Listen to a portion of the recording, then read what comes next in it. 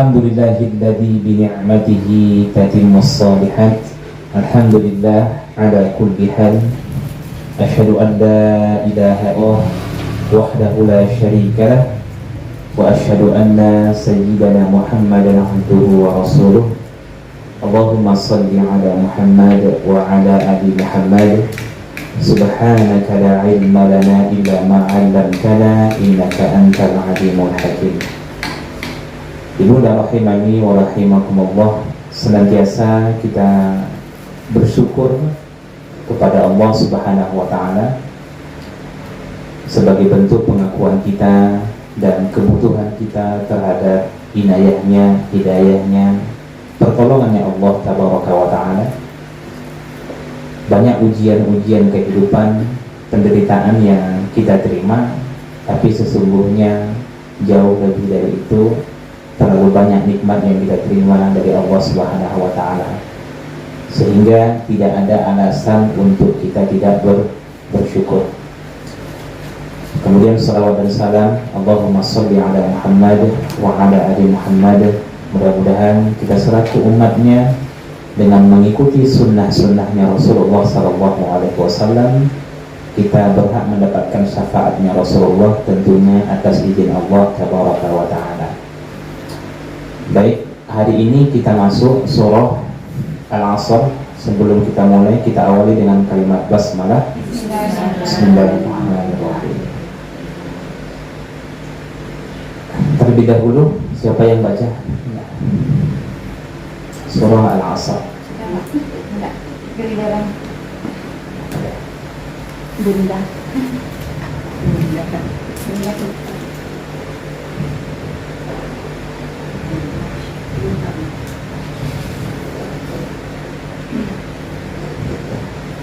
أعوذ بالله من الشيطان الرجيم.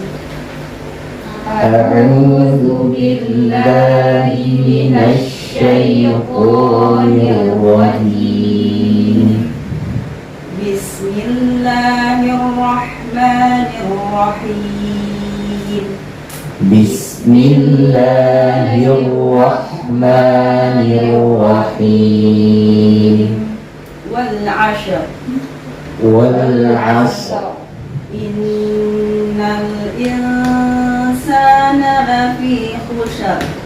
إن الإنسان لفي خسر إلا الذين آمنوا وعملوا الصالحات وتواصوا بالحق وتواصوا بالصبر.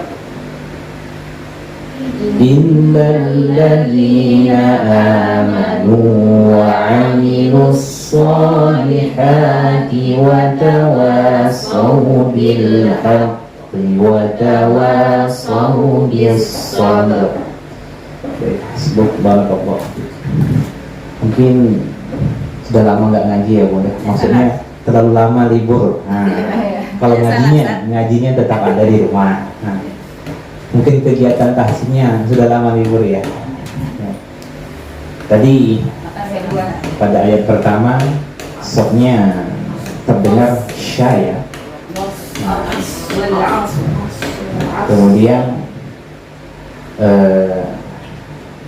Kemudian juga ayat kedua sinnya berubah menjadi huruf sya.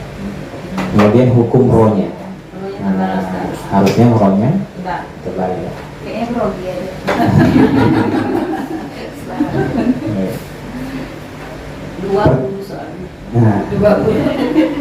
Pertama, surah ini tergolong surah Makkiyah. Yang kedua, tema utama di dalam surah ini menjelaskan dengan singkat dan padat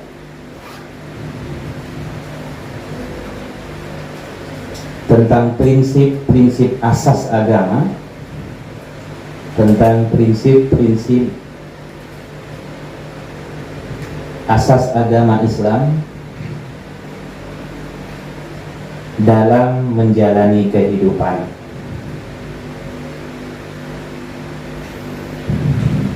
Ada yang tertinggal, Bunda?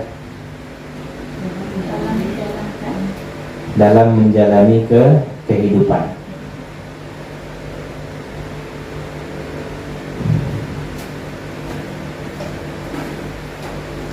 Yang ketiga, tujuan utama.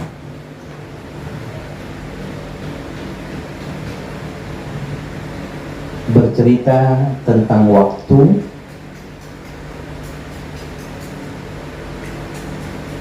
dan pentingnya memanfaatkan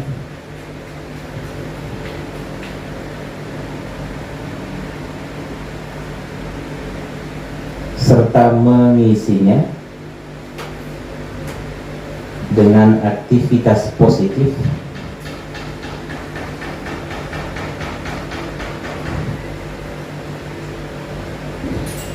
baik buat diri maupun orang lain.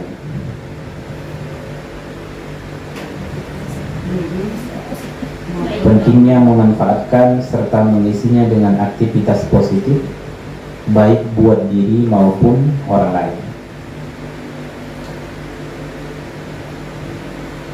Yang keempat, keutamaan surat.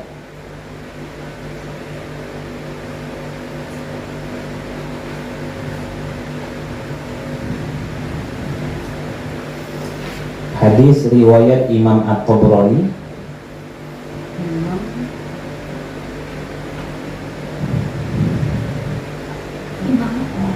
Tabrani. Nah, kalau bahasa Arabnya At-Tabrani ya. Dari Ubaidillah bin Habs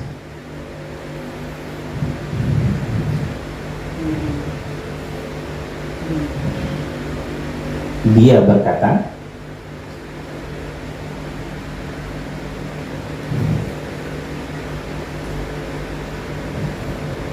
apabila dua orang sahabat Rasulullah bertemu,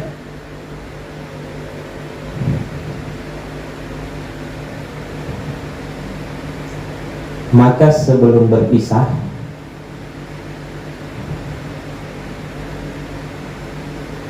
salah satu di antara kedua orang tersebut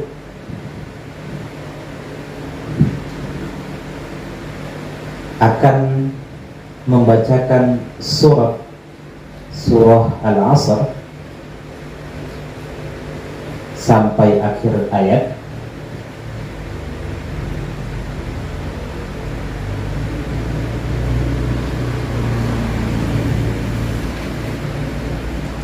kemudian salah satu di antara kedua sahabat tersebut memberikan salam. Ya, sampai mana tadi? Kemudian salah satu di antara kedua sahabat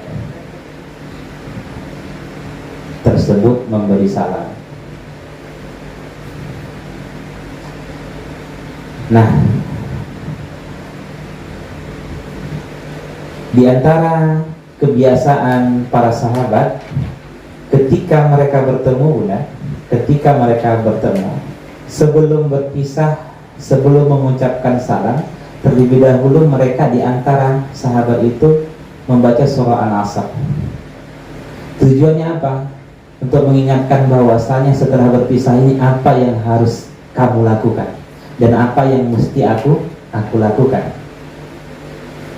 Nah, apa yang harus kita lakukan di dalam surah Al-Asr ini sudah mencakup seluruhnya, sehingga sekilas kita membaca dan mendengar selalu bahwasanya di dalam surah ini bercerita tentang pentingnya waktu, dan di dalam waktu tersebut apa saja yang harus kita lakukan.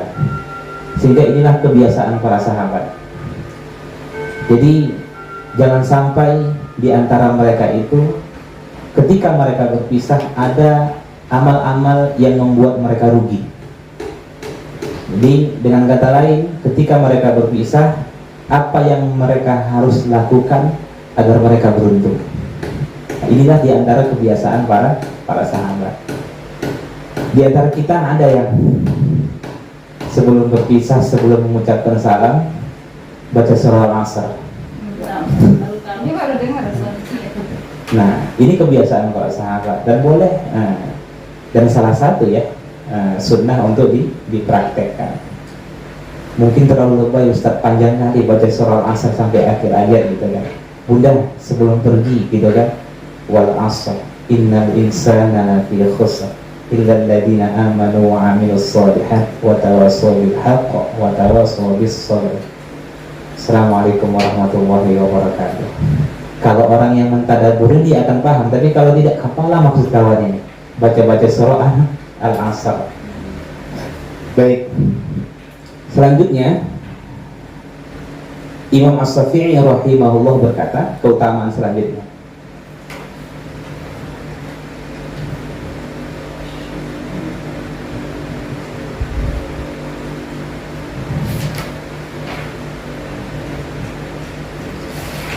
Andai umat Islam berpikir merenungkan surat Al-Asr,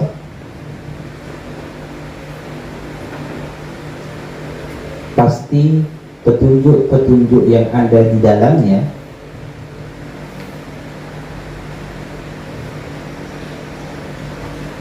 sudah mencukupi mereka.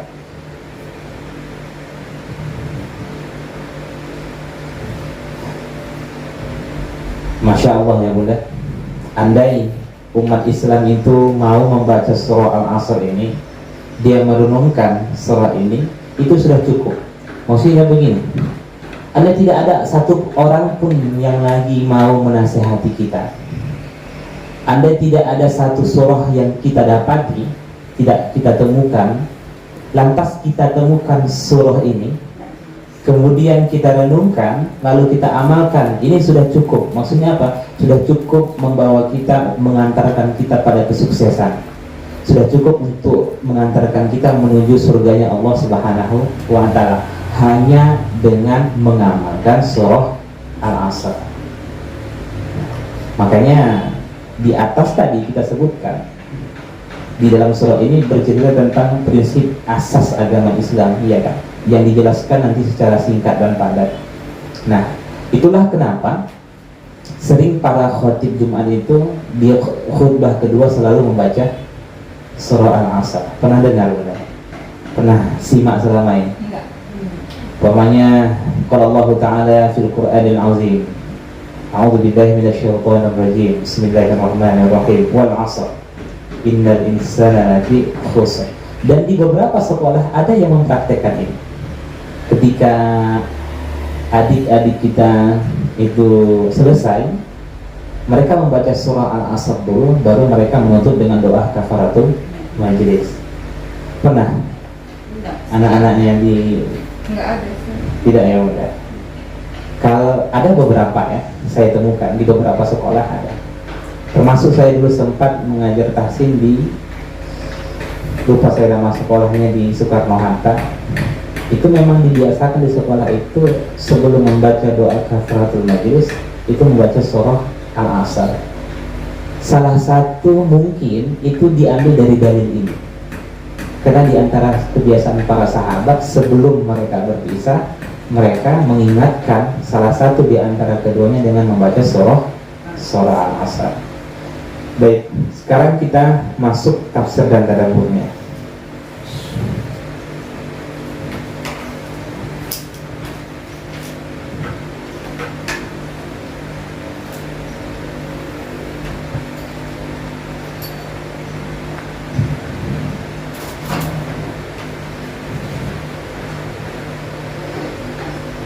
Saya rasa surah ini surah favorit ya udah. Saya tanya nih kepada di antara Al-Asr dengan Trikul, mana yang paling sering dibaca? Trikul ya. Baik. Surah Al-Asr jarang. Ada juga. Alasannya? Nah, baik. Bismillahirrahmanirrahim. Wal 'asr.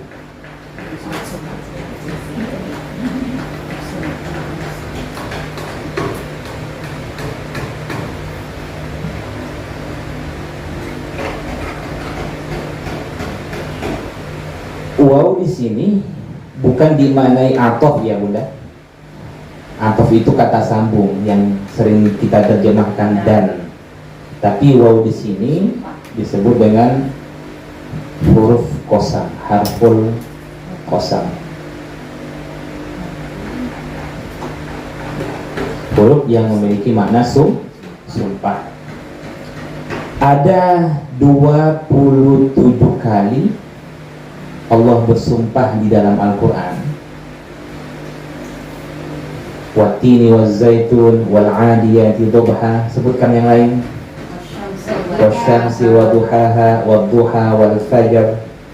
Nah, ada 27 kali Allah bersumpah di dalam Al-Quran, yang kata para ulama di antara hikmah Allah bersumpah itu adalah menunjukkan bahwasannya objek dari sumpah itu sangatlah penting. Objek sumpah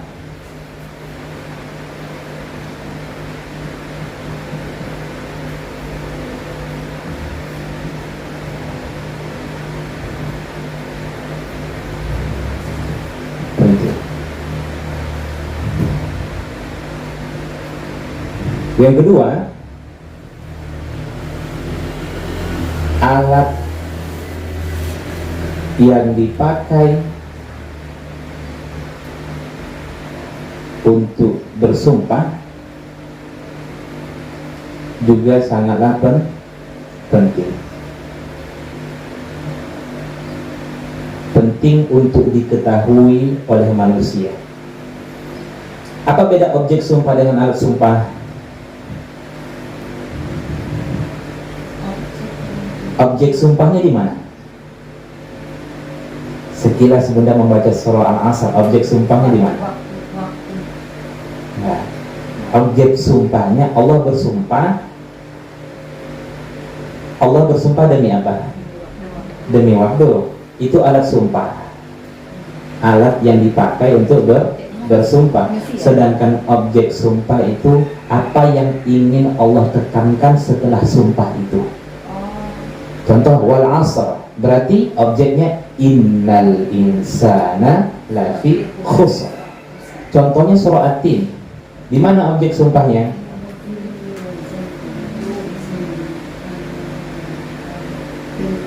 Laqad khalaqnal insana fi ahsani taqwim.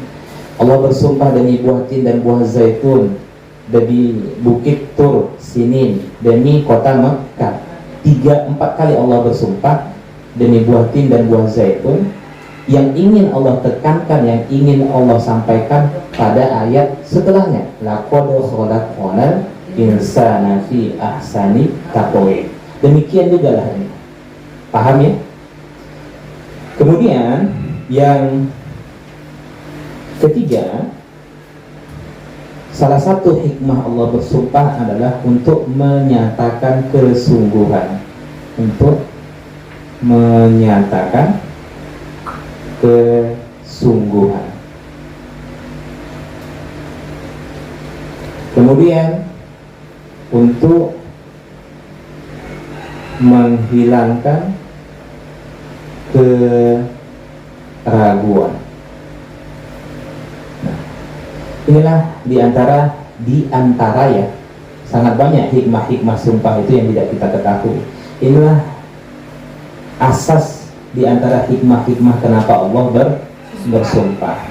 Objek sumpah itu sangatlah penting, alat yang dipakai untuk bersumpah sangatlah penting, untuk menyatakan kesungguhan, untuk menghilangkan keraguan. Dan biasanya juga kita memakai ini, ya kan? Ketika bersumpah pasti kita ingin bersungguh-sungguh, ingin menyatakan sesuatu, atau kita ingin menghilangkan keraguan pada lawan bicara kita.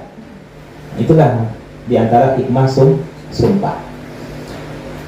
Baik, sekarang kita lanjutkan. Allah bersumpah demi apa? Ada 3 tafsiran. Pertama, tiga-tiga kita bahas dulu. Yang dicantumkan di terjemah itu tafsir secara jumhur, pendapat kebanyakan pula. Tapi kalau kita merujuk di dalam tafsir-tafsir itu, mereka menyebutkan perbedaan-perbedaan di kalangan para ulama terhadap menafsirkan al-asr ini. Pertama, maksud al-asr ini sini adalah waktu asar. Berarti Allah bersumpah demi waktu asar. Yang kedua, Allah bersumpah demi sholat asar.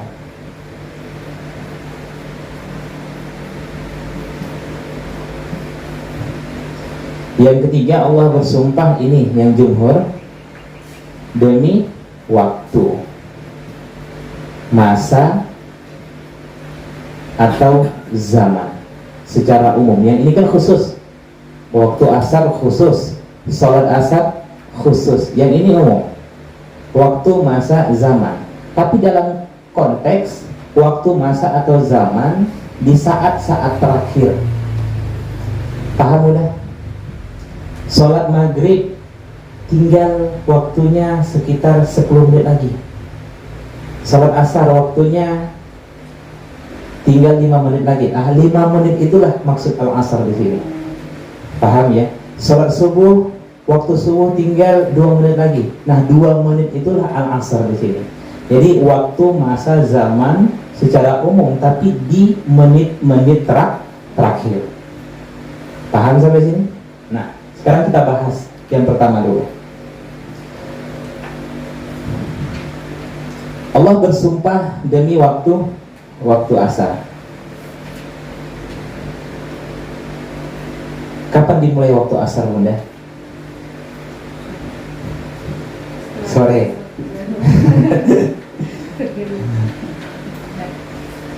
Saat mulainya kita, sebelum kita sampaikan apa hikmahnya, disebut waktu asar itu, waktu asar adalah waktu di mana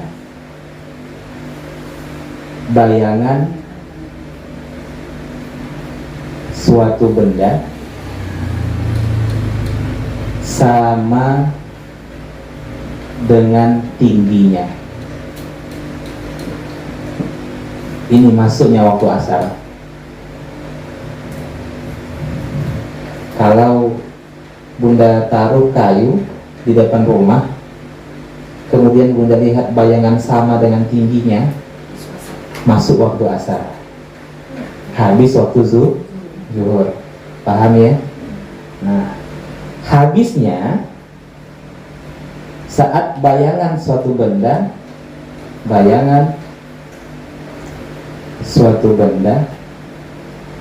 dua kali lebih panjang dari aslinya.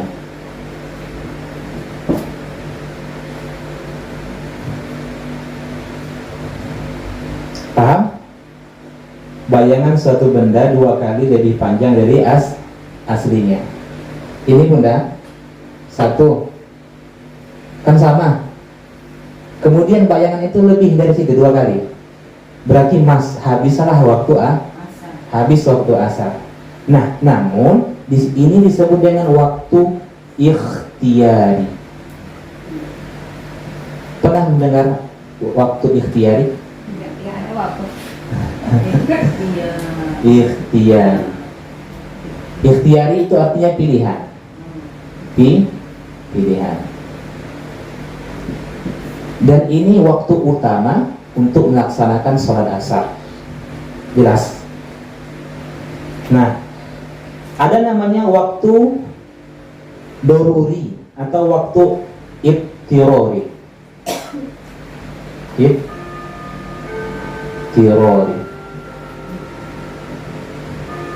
Waktu asar itu Bunda, ada namanya waktu ittirori, waktu darurat. Nah, yang ini habisnya waktu asar ini sampai matahari tenggelam. Maksudnya apa Ustaz waktu ikhtiyari, waktu ittirori ini? Begini,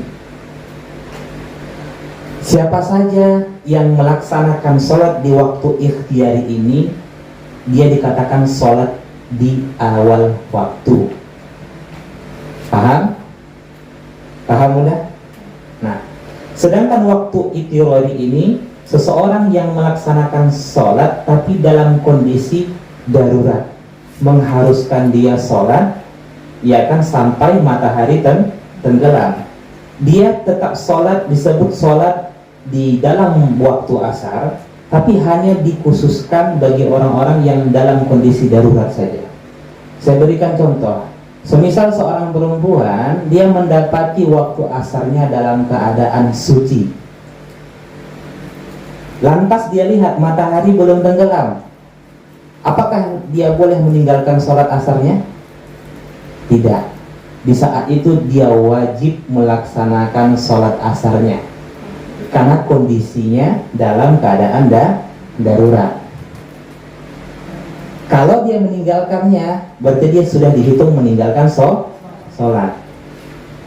Tapi waktu ini hanya dipakai bagi orang-orang yang dalam kondisi darurat saja.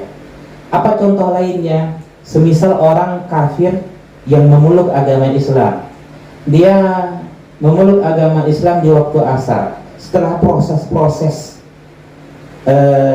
prosesi keislamannya itu, syahadat dan sebagainya, maka dia lihat matahari belum tenggelam, maka saat itulah waktu pertama dia untuk melaksanakan sholat, dan sudah wajib bagi dirinya untuk melaksanakan sholat.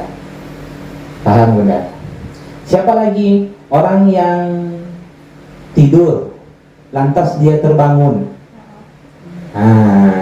Tidur terbangun, dilihatnya matahari belum tenggelam. Jangan tanya lagi, habisnya waktu asar, sebelum matahari tenggelam masih boleh melaksanakan sholat. Itu kan dalam kondisi darurat. Nah, siapa lagi? Pingsan, sadar dia di saat ini, di waktu ini, berarti masih ada waktu sholat. Di situ dia diwajibkan untuk melaksanakan sholat dan kondisi-kondisi darurat lainnya. Tapi orang yang tanpa uzur, dia melaksanakan sholat di waktu ini, paham ya Bunda? Maka disebutlah sholat orang yang munafik. Itu kembali lagi pada surah Al-Ma'un, mengakhirkan sholat. Jelas? Nah, lantas apa hubungannya Allah bersumpah dengan waktu ini? Kan timbul pertanyaan ya Bunda. Nah, nanti kita akan sampaikan di sesi terakhir tadabburnya, pengajarannya. Seakan-akan Allah mengatakan begini Bunda, kehidupan itu sama seperti waktu asar. Kenapa? Manusia tidak selamanya kuat, tidak selamanya sehat. Kelak akan ada masanya dia lemah dan sakit-sakitan. Nah, orang yang tua itu diibaratkan dengan waktu asar. Orang yang umurnya banyak diibaratkan waktu asar. Nah, karena di saat itu matahari mulai meredup, kemudian tenggelam dan bergantilah waktu malam. Seakan-akan Allah mengatakan ini waktu terakhirmu, karena nanti sebentar lagi akan berganti hari baru. Di dalam Islam kan hari itu mulai berganti saat tenggelam matahari. Jadi seakan-akan Allah mengatakan hal yang demikian. Jelas Bunda? Nah, pengajarannya nanti Bunda. Yang kedua, Allah bersumpah demi sholat asar. Berarti sholat asar itu sangat penting untuk dijaga, ya kan? Apa pentingnya? Salah satu ciri orang munafik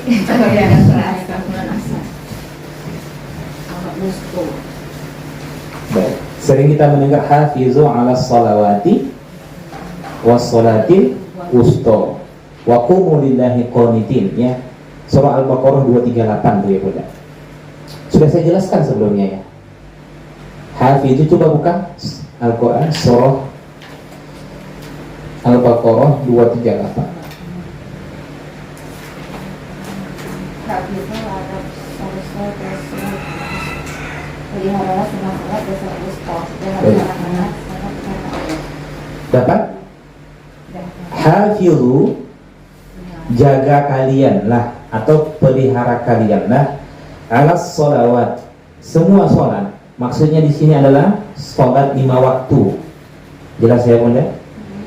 Setelah Allah menyebutkan secara umum, lantas Allah khususkan was-sholatil wusta, dan laksanakanlah sholat wusta,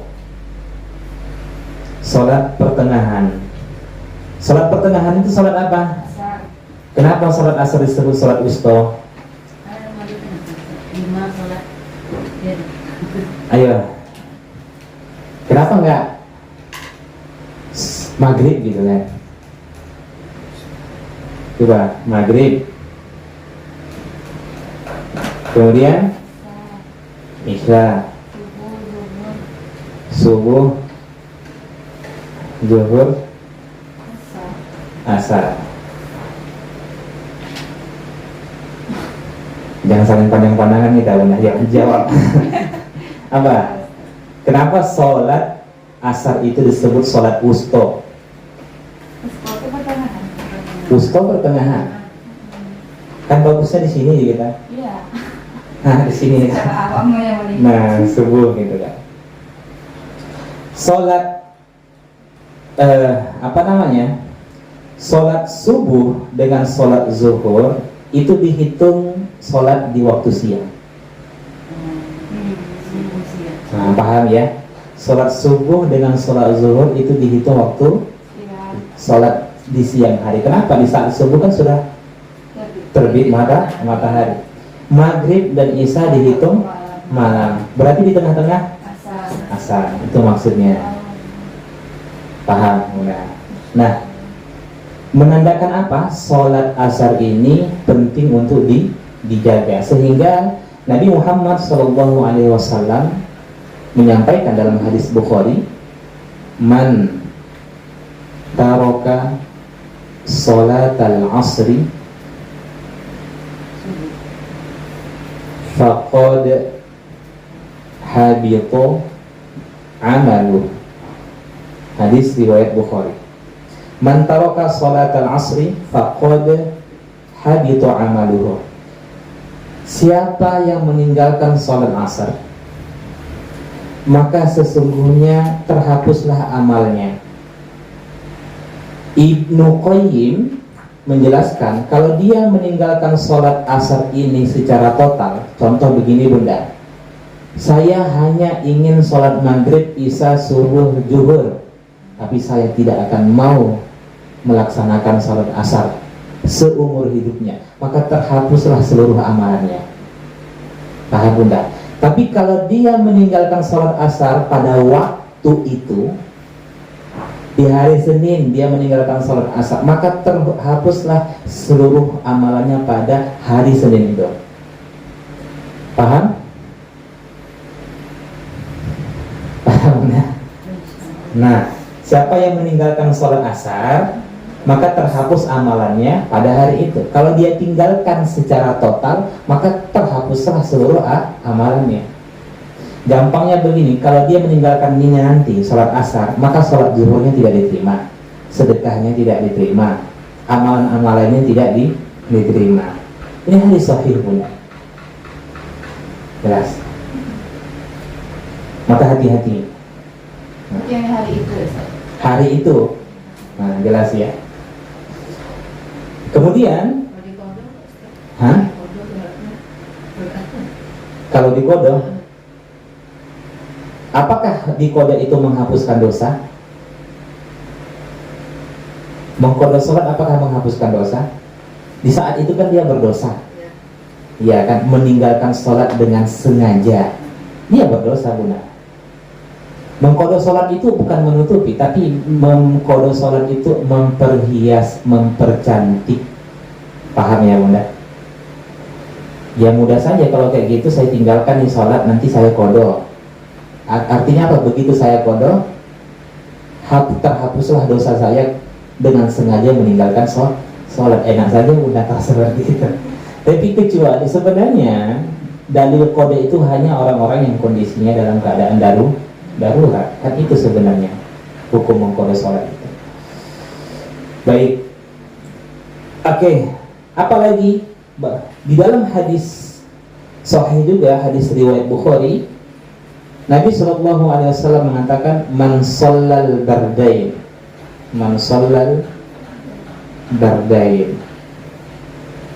dakhalal jannah. Siapa yang sholat bardain? Sholat bardain itu 2 waktu dingin atau sejuk, masuk surga. Nah, muncul lagi pertanyaan, apa sholat 2 waktu sejuk? Subuh. Kenapa? Subuh dengan asar. Kenapa tidak maghrib dan isya? Ya, benar jawaban Bunda Vita, bahwasanya sholat 2 waktu sejuk itu Nabi katakan barang siapa yang menjaga sholat subuh dengan sholat asarnya, dia masuk surga.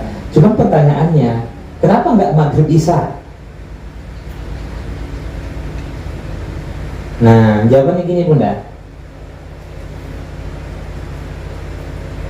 Subuh, maksudnya subuh itu awal waktu dingin di siang hari, sedangkan asar awal waktu dingin menjelang malam hari. Itu maksudnya. Jelas ya? Tapi jangan salah dipahami hadis ini Bunda. Berarti kalau meninggalkan sholat lain nggak apa-apa, bukan begitu ya? Bagaimana cara memahami hadis ini? Kalau ada orang mengatakan cukup saya jaga sholat subuh dengan sholat asar, insya Allah masuk surga, sebagaimana yang Nabi katakan. Bagaimana cara menjawabnya? Sebenarnya ini mencakup keseluruhan. Di waktu subuh ini, di waktu manusia banyak lalai, sedang menikmati tidurnya, sedang pulas dalam tidurnya. Di waktu asar ini manusia itu banyak kelelahan karena telah lama beraktivitas. Setelah pulang dari aktivitas pekerjaannya, lantas dia balik ke rumah, sangat sedikit orang yang mampu menjaga sholat subuh dan sholat asar. Paham ya? Sehingga di waktu yang susah ini, bila dia jaga, tentulah ini mampu dia jaga. Itu maksudnya. Paham ya? Bukan artinya cukup dengan 2 waktu sholat ini, tanpa sholat zuhur, tanpa sholat maghrib, tanpa sholat isya sudah masuk surga. Tidak. Kalau 2 waktu ini mampu dia jaga, tentu sholat lain dia pasti mampu akan menjaganya. Paham ya? Oke, sekarang kita lanjutkan. Berarti nilai pahalanya juga beda ya Ustaz? Ya, Ibnu Taimiyah mengatakan ganjaran orang yang melaksanakan sholat asar dan sholat subuh pahalanya itu berbeda dengan sholat-sholat yang lain. Ibnu Taimiyah mengatakan itu. Jelas. Oke, sekarang kita lanjutkan.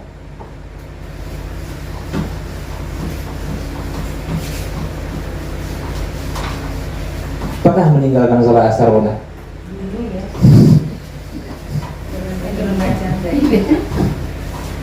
Sekarang.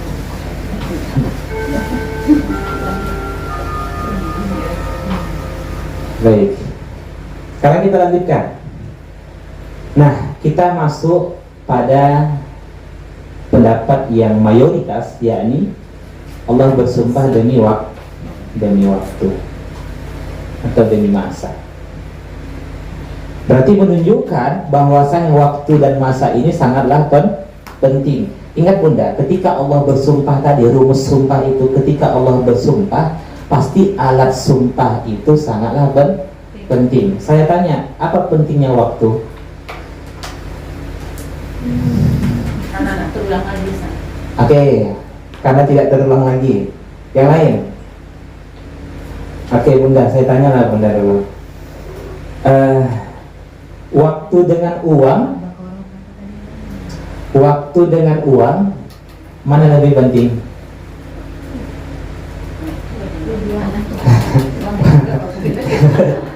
Yang lebih penting waktu dengan uang, mana yang lebih penting? Oke, waktu. Serius Bunda. Saya kasih uang Bunda 100 juta hari ini, dengan saya kasih waktu sama Bunda, mana yang Bunda pilih? Kenapa? Nah, sebenarnya Bunda, begitu pola pikirnya. Sebenarnya karena waktulah saya bisa memberi, sebab waktu yang diberikan Allah lah Bunda bisa menerima. Jelas. Jadi waktu itu adalah modal utama. Modal utama. Oke, modal utama.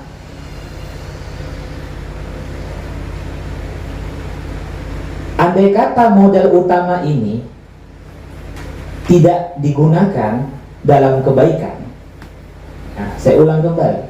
Andai kata modal utama ini tidak digunakan dalam kebaikan, ya, maka jangankan untung,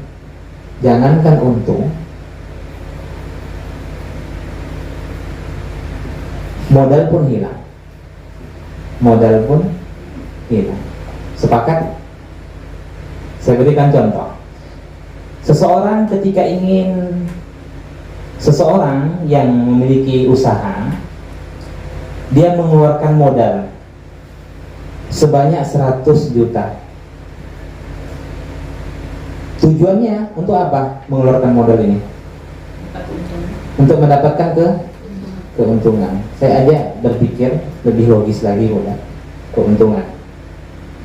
Nah, 100 juta ini ibarat waktu. Sedangkan keuntungan ini ibarat kebahagiaan akhirat. Oke. Nah, ketika ini tidak dia gunakan dengan baik Bunda, lantas dia wafat, kemudian dia dibangkitkan. Nah, atau nggak usah jauh-jauh lah Bunda, hari ini dia rugi, ya kan? Hari ini dia rugi. Waktu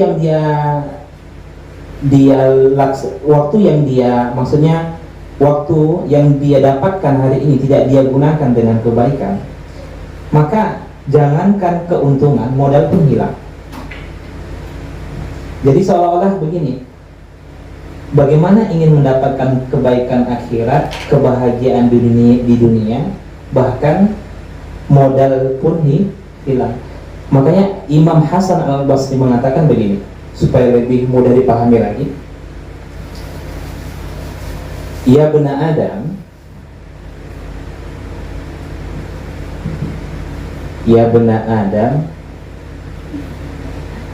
innama anta ayyam kullama dhahaba yaumun dhahaba ba'duka. Apa kata Imam Hasan Al-Basri? Wahai anak Adam, innama anta ayyam, sesungguhnya engkau hanyalah kumpulan hari demi hari. Kullama dhahaba yaumun, setiap hari berlalu, dhahaba ba'duka, maka hilanglah sebahagian dirimu. Subhanallah Bunda. Saya jelaskan lebih detail lagi. Percayalah, kita bahwasannya sebenarnya kita ini adalah kumpulan hari. Ketika Allah mentakdirkan kita hidup selama 50 tahun, berarti 50 tahun lah. 50 tahun inilah disebut dengan kumpulan hari.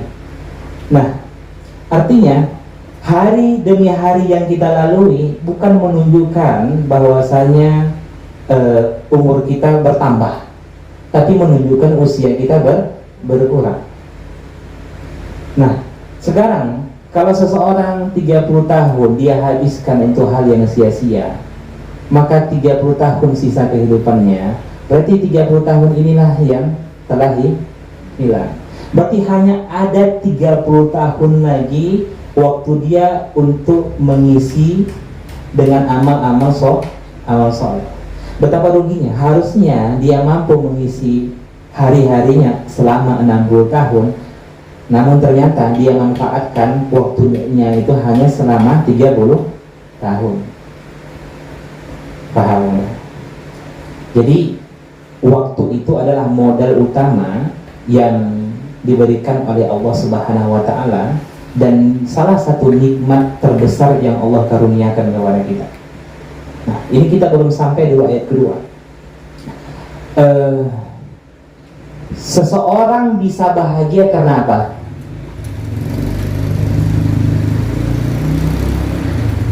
Karena ada waktu yang diberikan oleh Allah untuk dia bahagia. Iya kan? Saya tanya lagi, bahkan orang yang wafat pun ketika mereka di alam kubur kan digambarkan mereka menyesal, ya kan? Mereka ingin dibangkitkan untuk apa? Untuk bersedekah kan, beramal soleh, dan di amal soleh itu tujuan mereka adalah untuk bersedekah.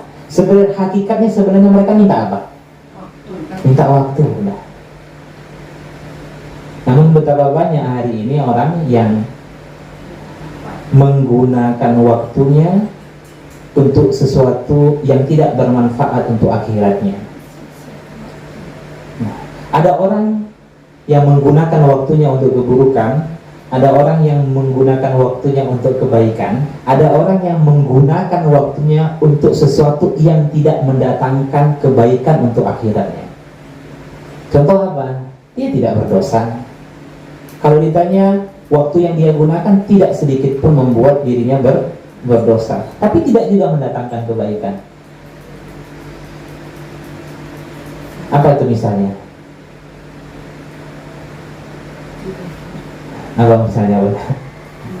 6 jam di depan handphone, ini ya kan. Tapi kalau nonton ceramah, alhamdulillah. Tapi kalau nonton drakor gimana? Ada nggak kebaikan untuk akhiratnya? Tidak kan? Oke, taruhlah Ustaz, drakornya menutup aurat. Jadi tidak berdosa. Ya tidak berdosa, tapi mendatangkan kebaikan nggak?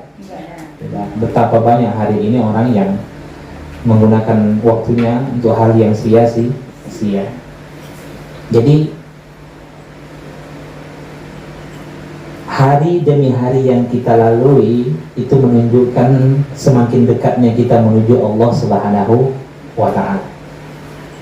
Berarti tadi makruh gitu ya Ustaz. Hari-harinya hanya sia-sia. Ya, kalau dikatakan makruh, maksudnya dihukumi makruh begitu. Dia tidak masuk kepada hukum. Nah, hanya saja kan tidak ada manfaat untuk kebaikan akhiratnya pun, kan sia-sia. 50 tahun dia hidup, yang dia manfaatkan untuk kebaikan hanya 10 tahun. Terbuang. Berarti terbuanglah 40 tahun.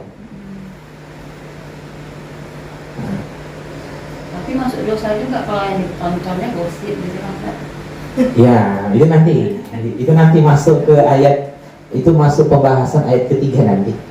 Masuk pembahasan ayat ketiga. Ini sekarang kita membahas pentingnya waktu. Allah mengangkat urgensi waktu supaya apa? Kita mampu menggunakan waktu itu sebaik mungkin. Jelas. Betapa banyak hari ini orang yang menyesal karena waktu-waktu di masa lalu tidak dia gunakan untuk kebaikan. Jangankan mereka bunda, bahkan saya saja menyesal. Ya Allah, kenapalah saya di pesantren dulu nggak belajar dengan sungguh-sungguh ya? Padahal sudah masuk pesantren gitu kan. Iya, apalagi kayak Ya. Andai ya Allah, kalau setiap guru-guru itu menjelaskan tafsir itu dengan detail, mengajarkan hadis itu dengan detail, kemudian mengajarkan bahasa Arab itu dengan detail gitu kan. Saya mendengarnya, belajar dengan sungguh-sungguh, sudah pasti saya tidak seperti ini, jauh lebih dari ini. Saya menyesal, Bunda. Lantas bagaimana orang-orang yang dia hidup jauh dari itu gitu kan, jauh dari agama, jauh dari pendidikan agama Islam, tentu jauh lebih menyesal. Tapi itulah penyesalan itu. Seakan-akan Allah mengatakan kalian akan baru merasakan penyesalan itu di saat detik-detik terakhir, seperti waktu asar. Nah, kapan mulai manusia menyesal? Di saat masa tuanya, di saat umurnya sudah banyak, ya kan, 40 tahun ke atas mulai menyesal. Masih bisa bertobat. Hah? Masih bisa bertobat. Ya, masih bisa bertobat. Tapi pertanyaannya, Bunda, nah, bukan masalah masih bisa bertobat atau tidaknya. Apa enggak iri kita dengan orang-orang yang beramal soleh mulai dari sejak balighnya? Kan itu sebenarnya. Tentu jauh memaksimalkan ibadah. Iya. Jadi tidak ada lagi yang namanya hanya sebatas cukup saya menjaga sholat 5 waktu, cukup melaksanakan rukun Islam.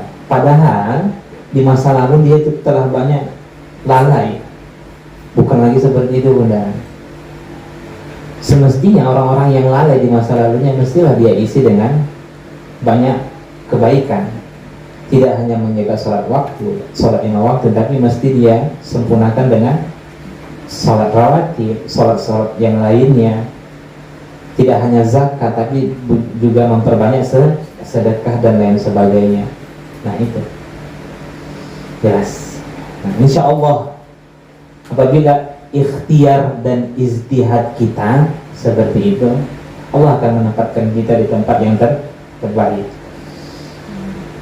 Baik. Jadi jangan, tapi apapun itu, Bunda, yang berlalu biarkanlah berlalu. Kenapa? Kenapa? Ya, karena sudah berlalu.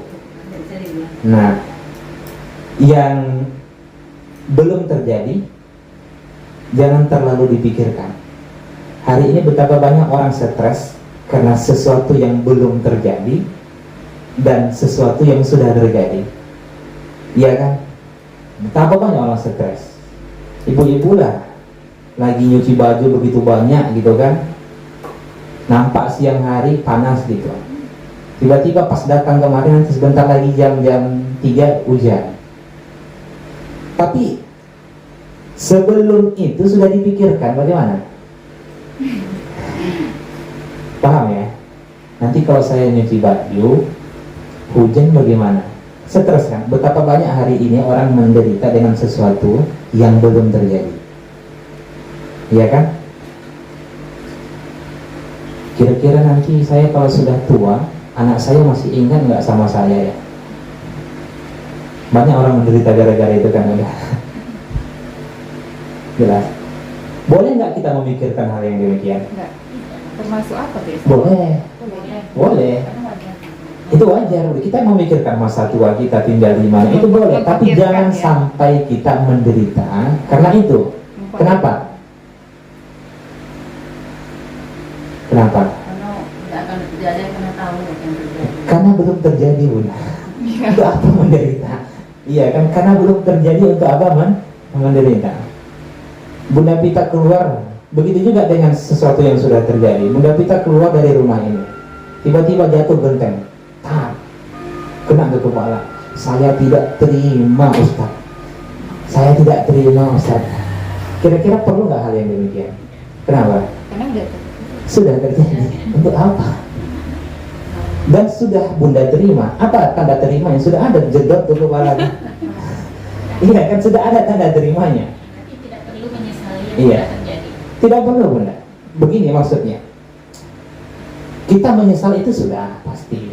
Maksudnya begini, nasi itu sudah menjadi bubur. Oke, tinggal lagi bubur itu bagaimana menjadi bubur spesial. Oh, Paham ya? Paham apa yang saya sampaikan? spesialnya. Nah, Ustaz, bagaimana lah? Andai itu tidak ada lagi dalam bahasa syariat, tidak lagi andai kata gitu kan, tidak ada lagi itu. Yang ada apa? Hari ini manfaatkan sebaik-baiknya. Kalau sudah terjadi, sudah terjadi. Bagaimana lagi bubur itu menjadi bubur Manado, bubur ayam, bubur spesial gitu kan? Jelas ya? Nah. Andailah di waktu sehat saya menghafal Al-Quran ya. Sekarang keinginan saya itu besar sekali, tapi kepala ingatan tidak sanggup untuk menghafal itu. Hafal pangkal, nah begini, hilang ujung. Begitu dapat ujung hilang pangkal. Tapi itu susah. Jelas. Nah, tapi apakah kita berhenti? Nggak boleh ya. Nggak boleh. Terus kan yang dihitung Allah ikhtiar kita, Bunda. Iya kan? Bunda menghadiri majelis ilmu ini, hal yang terbaik yang Bunda harapkan adalah Bunda mendapatkan kebaikan. Yang nomor 2 itu apa? Ilmu. Jelas.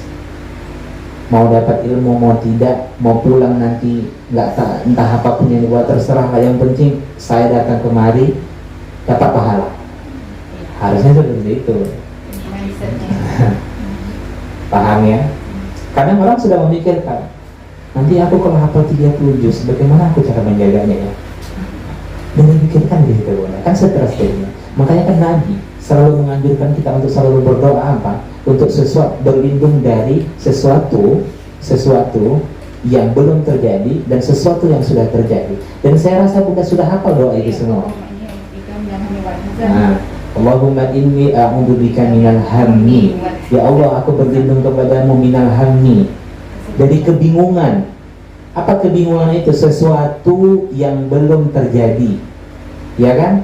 Kan betapa banyak orang bingung untuk sesuatu yang belum terjadi ya. Nanti anak saya sekolahnya di mana? Nanti setelah tamat sekolah nanti kuliah, tamat kuliah nanti di mana kerjanya? Ya kan? Apalagi wal hazan, sedih. Kenapa kita bersedih? Karena sesuatu yang sudah terjadi. Andailah di saat ini dengan harta yang saya miliki saat ini hidup emak saya. Nah itu kan tentu saya akan bahagia. Tapi apa gunanya lagi itu, Bunda? Nggak boleh. Yang ada apa? Islah hari-hari itu dengan kebaikan. Sama halnya, Bunda. Aduh panas gitu kan. Apa manfaatnya kita mengucapkan itu? Bagi pasang ini. Kalau ya bagus, Bunda, bagus. Iya kan? Nikmati saja, saya ini berkeringat ini, nikmati saja, Bunda. Udah jaga ya. Oke. Ini di belakang udah banjir semua, nampaknya dia, Bunda. Nikmati saja, nggak ada gunanya kita mengeluh. Langsung pindah terus. Nggak ada gunanya kita mengeluh. Yang ada alhamdulillah ya Allah, alhamdulillah ya Allah. Nah sudah, dapat pahala kan? Masih beri waktu. Kan dapat pahala kan? Iya. Nah, hujan saja. Kenapa lah tadi? Pas saya lagi nggak nyuci, iya kan? Pas lagi nggak nyuci, kan pas lagi panas-panasnya gitu kan? Ini sudah ditinggal baru hujan. Memang kurang ajar hujan ini. Apa gunanya? Itu artinya menyalahkan waktu. Dan termasuklah pada ayat ini menjadi catatan penting bagi kita bahwasanya waktu itu bersifat netral.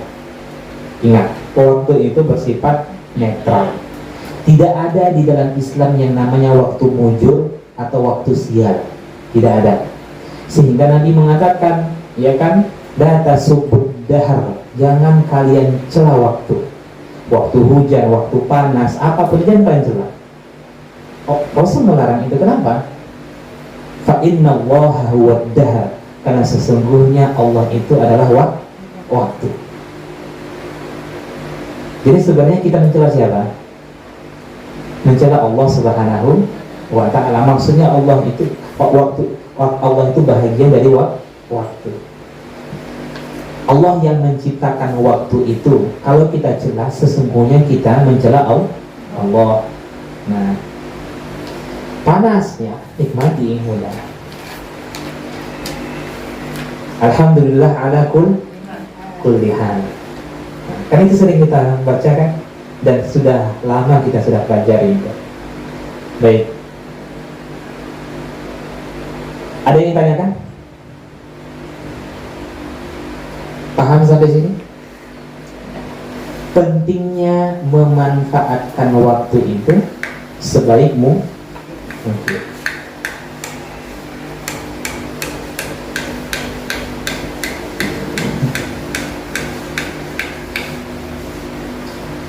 Pernah nggak kepikiran Bunda, andai kata hari ini nggak ngaji, Bunda mau ngapain?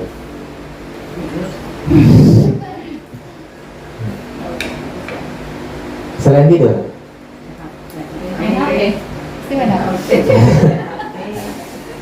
Nah, harusnya kan saya dapat pahala hari ini.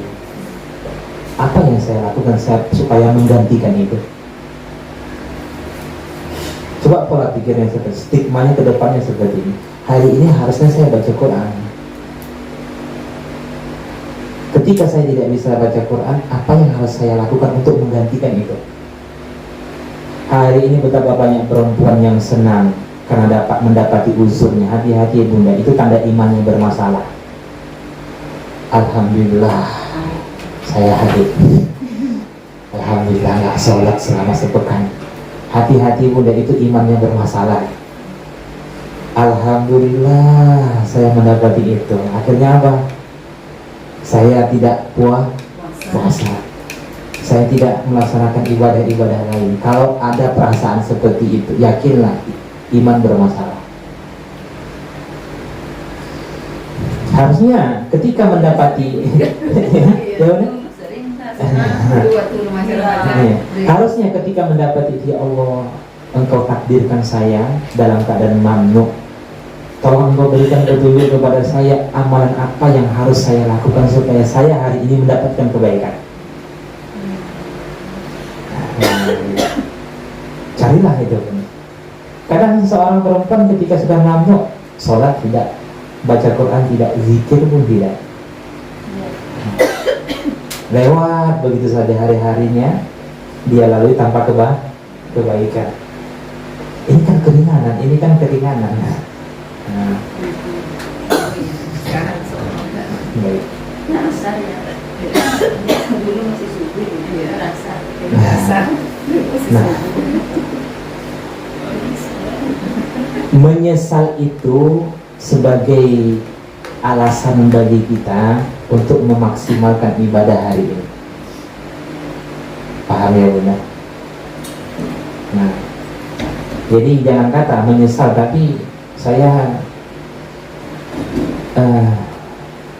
menyesal Ustaz karena contoh semisal saya ketika mendakwahi seseorang malah saya amar ma'ruf nahi mungkar. Kenapa? Khawatir nanti saya mendapatkan cemoohan dan lain sebagainya, ya kan? Ternyata belum lagi dia lakukan hal yang demikian, dia sudah menyesal. Bahkan begini Bunda, ada orang yang sudah memikirkan di dalam benaknya untuk bermaksiat esok hari. Contohnya apa? Nampaknya saya malam ini kecapean. Nah, nampaknya saya malam ini kecapean. Kemungkinan subuh saya kesiangan. Udah begitu dia Bunda. Iya kan? Jadi hati-hati, mindset seperti itu tidaklah benar. Ya Allah, saya kecapean malam ini. Tolong bangunkan saya supaya saya tetap menjalankan ketaatan kepada-Mu. Baik. Ada yang tanyakan?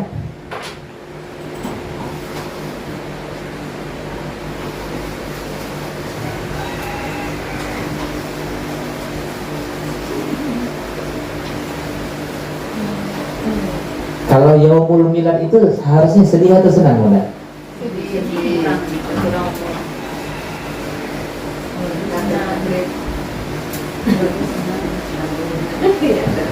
Harusnya menangis dari situ ya. Kenapa? Nah, semakin dekat menuju Allah. Kalau 30 tahun kita hidup, berarti 30 tahun kita sedang menuju Allah. Paham ya, Bunda? Kalau 50 tahun kita hidup, berarti 50 tahun kita menuju Allah Subhanahu wa ta'ala. Baik, kita lanjutkan. Innal insana lafi khusr. Innal insana lafi khusr. Inna, sesungguhnya, al-insan, manusia, lafi, benar, lanya itu benar-benar atau pasti atau sungguh, fi, dalam, khusr, kerugian. Berapa kali Allah menekankan, memberi penekanan sampai ayat kedua ini? Coba hitung. Inna, satu, lagi la, dua, ada lagi? Tidak. Tiga kali. Di mana? Di ayat pertama. Wa kan demi. Wa itu kan untuk menekankan. Inna juga, ya kan? Untuk menekankan atau menegaskan. Yang kita kenal dengan harfut taukid, huruf untuk menguatkan, menegaskan. Itu maksudnya. La juga seperti itu. Sedangkan ini huruf kosa. Fungsinya sama, Bunda. Paham ya? Berarti 3 kali Allah memberikan penekanan, menunjukkan bahwasanya apa yang ingin Allah sampaikan ini wajib kita dengarkan, wajib kita patuhi, ya kan? Wajib kita renungkan. Apa yang ingin Allah sampaikan ini? Sesungguhnya manusia benar-benar dalam kerugian. Seakan-akan begini, Bunda. Kalau manusia kerugian itu ibarat lautan, lantas di tengah-tengah manusia al-insan. Artinya apa? Dari segala sisi dia diliputi dengan kerugian. Pahami dulu ini. Kenapa juga Allah menegaskan sampai 3 kali? Karena banyak orang tidak percaya bahwasanya dia sedang dalam keadaan rugi. Coba tanya pada orang-orang yang kaya tapi tidak beriman. Kaya tapi lalai, Bunda. Lantas kita katakan begini, Mbak, sesungguhnya Mbak itu dalam keadaan rugi. Apa yang dia jawab? Kamu tuh rugi. Gak punya apa-apa, nggak punya ini, nggak punya itu, dan lain sebagainya. Iya kan? Betapa banyak orang yang kita berikan nasihat, dia lalai, kita ucapkan, malah dia yang menyerang balik kita. Kamu tuh yang rugi, sejauh ini belum punya apa-apa. Berarti apa? Ukuran kesuksesan bagi dirinya bukan menurut versi Al-Quran. Paham ya, Bunda? Sedangkan Allah mengajarkan kita, kalau kalian ingin sukses, kalau kalian ingin tidak rugi,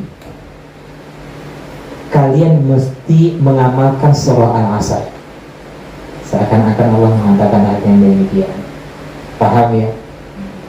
Nah, jadi sesungguhnya manusia benar-benar pasti dalam kerugian. Kita lanjutkan.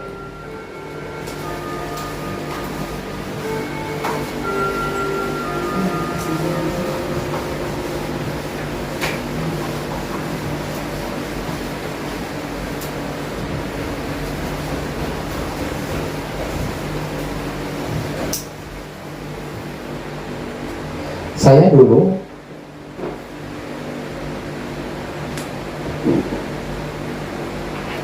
kelas 3 sanawiyah, saya jadi ajak teman Buddha untuk ikut kajian khusus. Jadi di sekolah kami itu ada namanya MAK, Madrasah Aliyah Keagamaan, ada PKU, Pendidikan Kader Ulama dan lain sebagainya, ada aliyah, ada yang umum dan sebagainya. Jadi ada les tertentu, yaitu les kitab, dan itu siapa saja itu bebas. Siapa yang ingin belajar, siapa yang ingin tidak ikut serta, tidak apa-apa. Saya masih ingat saya sampai saat ini ketika teman saya itu sampaikan, yuklah, karena malam ini kan nggak ada kesibukan, eloklah belajar kita. Yang sampaikan itu teman saya namanya Raihan, masih saya ingat benar.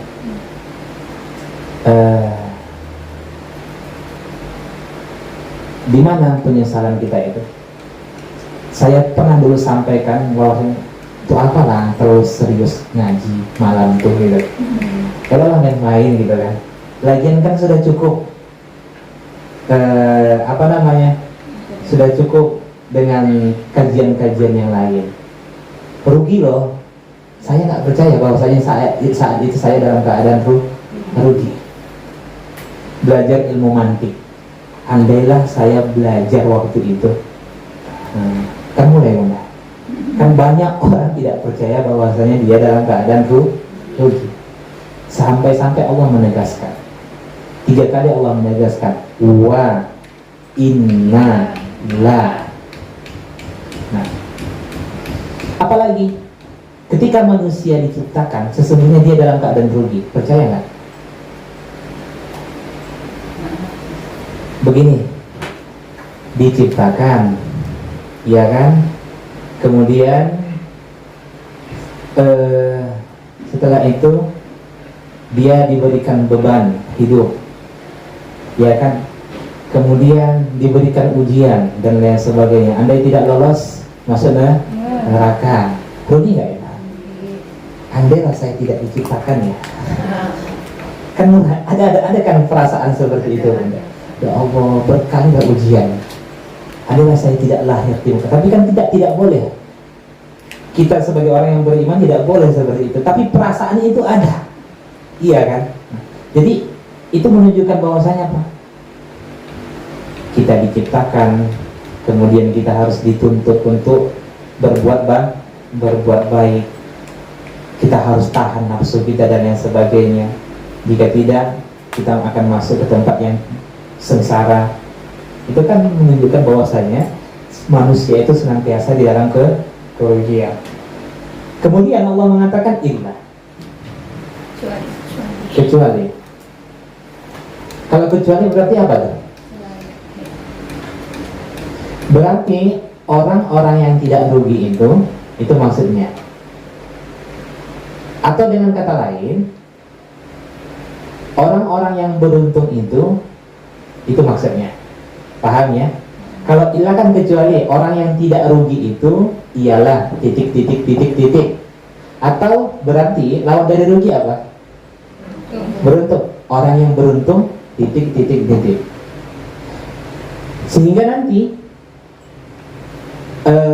ayat yang ini nanti sebelum kita tulis, apabila dia tidak mengamalkan, akan kembali pada ayat kedua.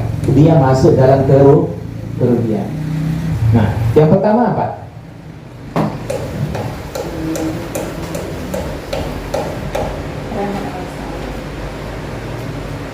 Amanu. Saya hilangkan saja wawunya ya Bunda. 1 amanu, amilus sholihat. Yang ketiga,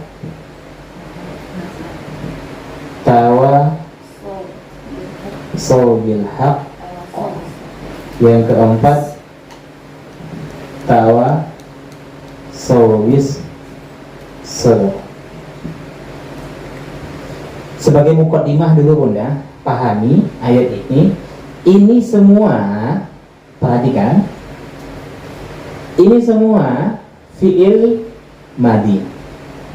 Paham fi'il madi? Kata kerja masa lampau. Makna asalnya adalah mereka telah beriman. Telah beriman. Mereka telah beriman. Yang kedua, mereka telah beramal saleh. Yang ketiga, mereka telah menyampaikan saling menyampaikan kebenaran atau saling menasehati, boleh. Mereka telah saling menasehati dalam kesabaran. Ini mereka telah saling menasehati dalam kebenaran. Oke. Ini mukadimah dulu. Perhatikan Bunda. Berarti orang yang tidak rugi itu atau orang yang beruntung itu adalah orang yang telah. Orang yang telah. Apa maksudnya? Saya berikan satu contoh dulu ini sebagai mukadimah. Dia melakukan amal soleh dari umur 10 tahun sampai umur 50 tahun. Wafat umur 60 tahun. Oke? Pelan-pelan. 10 sampai 50 dia beramal soleh. Tapi 51 sampai 60 dia tidak melakukan amal soleh. Berarti orang yang seperti ini balik nomor 2. Kembali ke kelompok golongan yang kedua, dia rugi. Ketika Allah menyebutkan kata rugi di dalam Al-Quran, itu berarti maksudnya adalah sengsara di akhirat. Paham? Ketika Allah menyebutkan beruntung di dalam Al-Quran, berarti orang yang akan bahagia di akhirat. Itu maksudnya. Paham ya? Karena telah, berarti dia mesti melakukan 4 hal ini sampai mati. Paham ya? Paham ya Bunda? Itu maksudnya. Jadi telah. Nah, oke, kita mulai yang pertama. Pertama, beriman. Apa makna iman?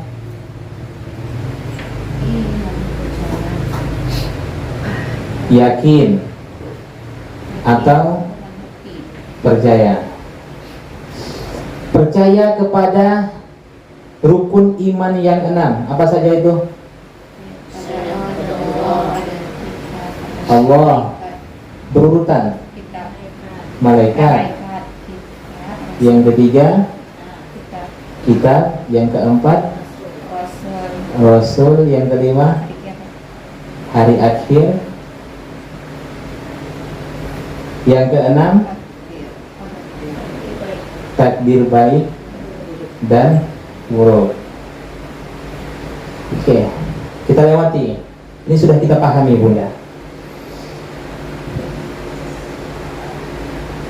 Pertanyaannya, apakah imannya itu ada pembuktian? Maka syarat yang kedua apa? Amilus sholihan. Mereka beramal soleh. Maksudnya apa? Allah ingin mengajarkan kepada kita, orang yang beriman kalau tidak beramal soleh, maka dia masuk golongan orang-orang yang merugi. Jelas ya? Orang yang beriman tapi tidak beramal soleh, dia masuk golongan orang-orang yang merugi. Dengan kata lain, Allah ingin mengatakan bahwasanya siapa sih orang-orang yang beruntung itu adalah orang yang di dalam hidupnya dia beriman, dia beramal soleh, dia saling menasihati dalam kebenaran, dia saling menasihati dalam kesabaran. Itu maksudnya. Kalau salah satu saja dia tinggalkan, maka kembali lagi ke ayat kedua, dia termasuk golongan orang-orang yang rugi. Nah, pamannya Rasulullah Abu Thalib Dia masuk golongan orang-orang yang beruntung atau golongan orang-orang yang merugi? Kenapa? Karena nggak beriman. Nah, dia beriman mudah. Beriman ya. Abu Thalib pamannya Rasulullah itu beriman tapi tidak beramal soleh. Nah, kalau ditanya orang musyrikin Makkah, Percaya sama Allah. mereka beriman tapi tidak beramal soleh. Anaknya Nabi Nuh, kadang-kala ada disebutkan Allah dia beramal soleh, tapi sesungguhnya dia juga tidak beriman. Coba bukan surah Hud. Surah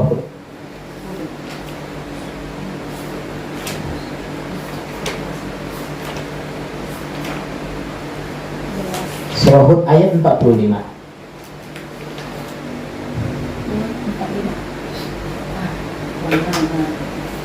Dapat? Nah, singkat ya, kita baca saja terjemahnya. Dan Nuh memohon kepada Tuhannya sambil berkata, "Ya Tuhanku, sesungguhnya anakku adalah termasuk keluargaku, dan janjimu itu pasti benar. Engkau adalah hakim yang paling adil." Ini bermula dari ketika banjir Nabi Nuh, kemudian anaknya itu memilih untuk tidak ikut di bahteranya Nabi Nuh, tapi lebih memilih untuk mendaki gunung, sehingga anak Nabi Nuh tersebut tenggelam. Sampai-sampai Nabi Nuh itu berdoa kepada Allah Subhanahu wa ta'ala. Nabi Nuh mengatakan, memohon kepada Tuhan sambil berkata, "Ya Tuhanku, sesungguhnya anakku adalah termasuk keluargaku." Seakan-akan begini, apa yang dikatakan Nabi Nuh, "Aku kan Nabi ya Allah, anakku adalah keluargaku, janjimu adalah benar, kenapa engkau tak selamatkan anakku?" Seharusnya kan begitu kan. Apa yang dijawab oleh Allah? Lihat ayat 46.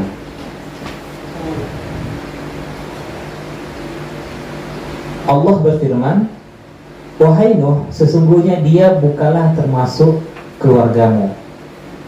Sungguh perbuatannya bukanlah amal soleh." Lihat ayatnya, "Innahu amalun ghairu soleh." Jadi apa yang menjadi sebab anak Nabi Nuh tidak diselamatkan oleh Allah?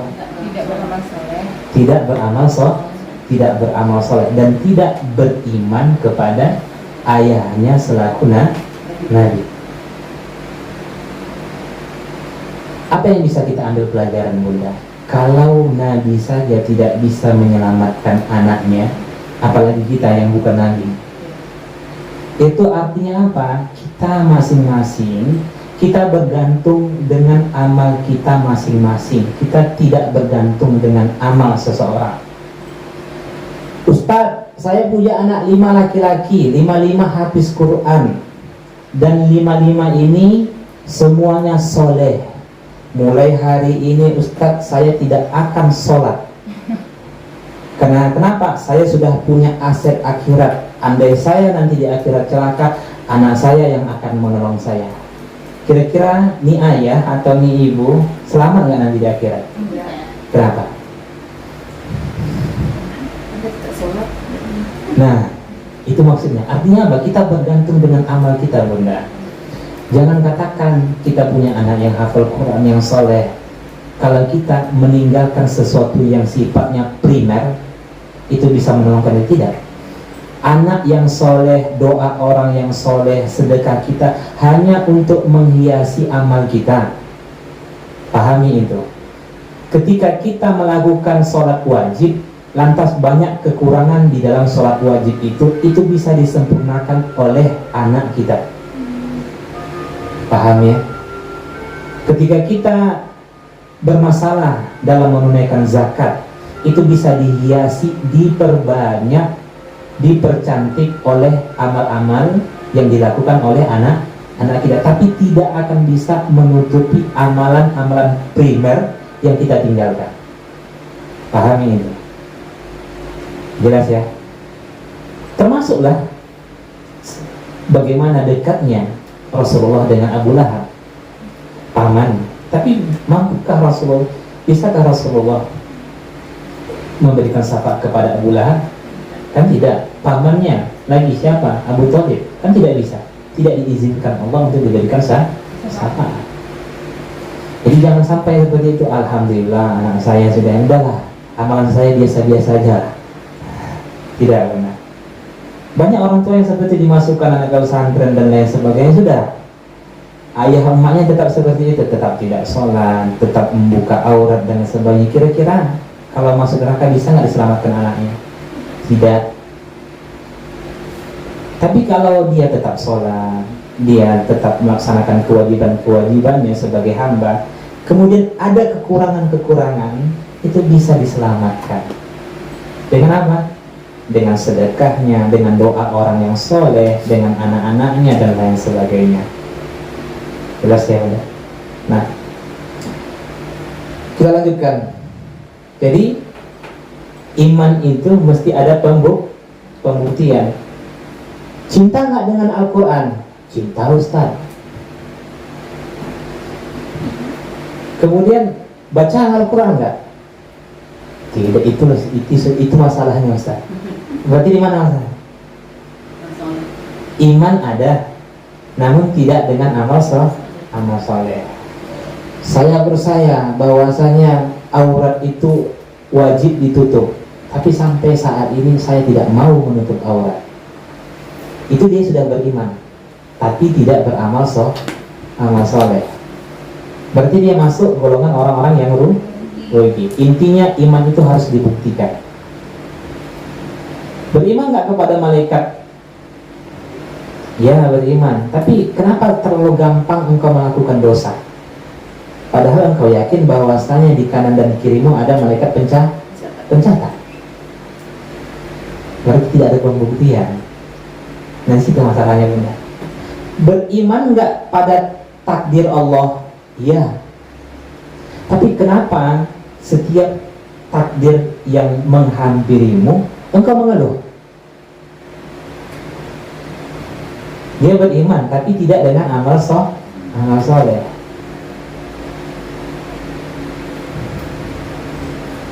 Jelas? Nah. Jadi iman itu mesti dibuktikan dengan amal soleh. Dan perlu menjadi catatan penting bagi kita, ternyata Allah tidak mengatakan amal saja. Amal itu mesti soleh. Tolak ukur amal soleh itu ada dua.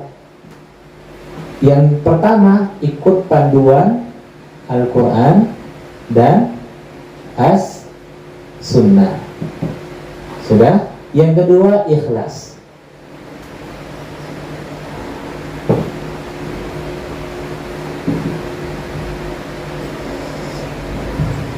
Ternyata tidak beramal saja, Bunda. Dia beramal pun mesti ikut Al-Quran dan Sunnah. Saya beramal. Apa amalnya? Sebelum masuk Ramadan saya balimau. Itu amal soleh enggak? Enggak. Paham ya, Bunda? Saya ziarah. Oke, amal. Tapi saya ziarah itu meminta kepada orang yang mati. Amal soleh enggak? Tidak. Jadi meminta kepada orang yang wafat maksudnya. Meminta kepada orang yang wafat. Kan banyak tuh masih kita temukan yang demikian. Wahai Habib, sampaikanlah saya kepada Allah. Wahai Kiai, sampaikanlah saya kepada Allah. Tawassul deh kepada orang yang wafat. Kita di situ, tapi kita tetap meminta sama Allah, tapi di kuburan itu. Itu termasuk kebiasaan Nabi itu kalau menziarahi kubur mendoakan, ya kan, tujuannya supaya ingat mati, mendoakan sudah pulang. Tidak lebih dari itu, Bunda. Nggak ada yang minta-minta di kuburan dan lain sebagainya. Tetap minta kepada Allah itu dibenarkan. Yang menjadi masalah itu bila dia meminta kepada si mayit, karena dia mengkultuskan si mayit itu karena semasa hidupnya dia orang yang soleh. Itu kan bukan amal soleh. Kenapa? Karena tidak ikut panduan Al-Quran dan sunnah. Oke, selesai yang pertama. Sekarang yang kedua, ketika dia ikut beramal, dia melaksanakan amal itu sesuai ikut Al-Quran dan Sunnah, ternyata tidak ikhlas, maka Allah mengatakan itu bukan amal soleh. Paham ya? Saya sedekah mulai dari A sampai Z, sudah dia pahami tuh fikih sedekah, fikih zakat dan lain sebagainya, sudah dia ikuti. Ternyata apa? Dia bersedekah tujuannya apa? Riya. Apakah itu dikatakan amal soleh? Tidak. Masuk golongan sebelumnya, orang-orang yang rugi.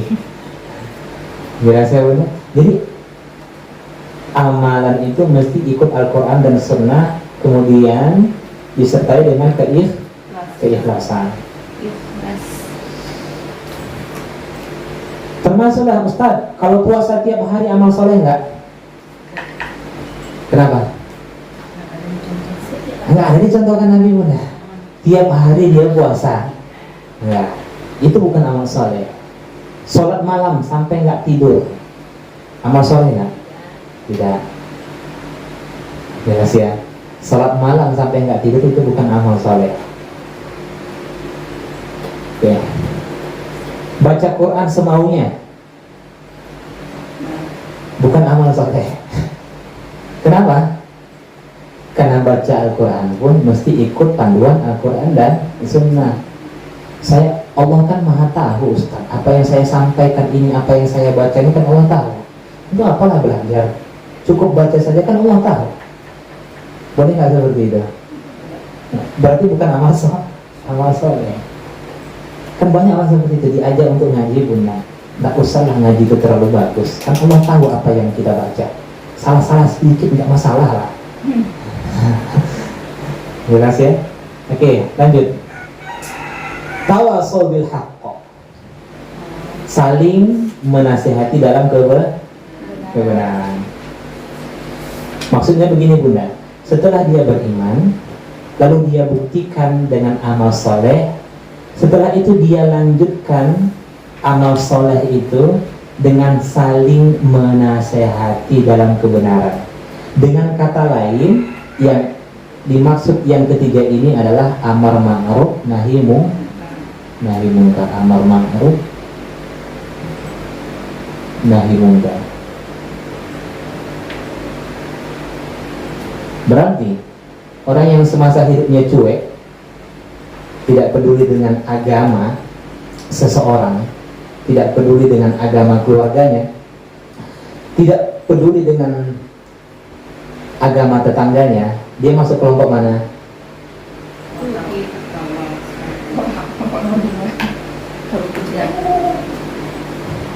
Orang yang rugi. Ini sekarang cerita orang yang beruntung ya Bunda, masuk kelompok orang yang rugi. Jadi dakwah itu wajib. Maksud tawasaw bil haq ini dakwah itu wajib. Kalau tidak bisa menyampaikan di depan umum, bisa menyampaikan itu melalui pesan, kan bisa. Itu kan bagian dari dakwah. Kalau tidak bisa, melalui DM.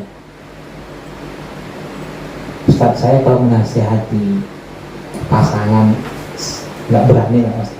DM Instagram, walaupun dibaca nggak di-read tapi nggak dibahas. Karena saya soalnya pernah merasakan hal yang demikian juga Bunda. Nah, maksudnya paham nggak? Ya, istri kadang kalau menegur suami itu kan segan gitu kan, DM. Nah, jadi begitu juga WhatsApp, grup WhatsApp dan lain sebagainya. Bisa juga apa? Mendengarkan, hidupkan speaker, ceramah dan sebagainya. Itu kan bagian dari dakwah. Menulis itu bagian dari dakwah. Banyak metode dakwah itu. Yang penting kita sampaikan. Jelas. Berarti seorang ibu yang hanya fokus beriman dan beramal soleh, tapi dia tidak peduli dengan akhlak anaknya, selamat nggak tuh orang tua? Tidak. Gampangnya seperti. Ini juga balik lagi.